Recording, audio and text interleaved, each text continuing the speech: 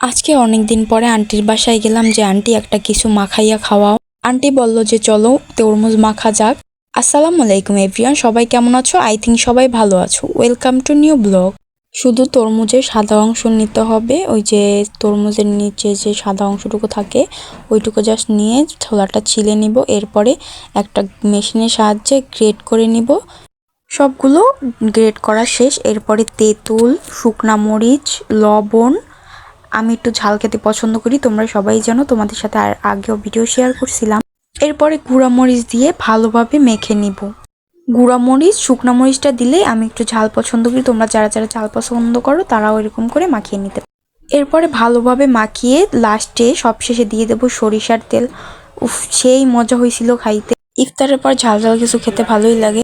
আমরা তো সবাই হাত চেটে পুটে খেয়ে ফেলছি, অনেক অনেক মজা হয়েছে। তোমরা ট্রাই করে দেখতে পারো কেমন হয়েছে, আমার রেসিপি ট্রাই করে দেখতে পারো এবং কমেন্টে জানাইতে পারো কেমন হয়েছে। আজকের ভিডিও এই পর্যন্তই, দেখা হবে নতুন কোনো ভিডিওতে। আল্লাহ হাফেজ, থ্যাঙ্কস ফর ওয়াচিং।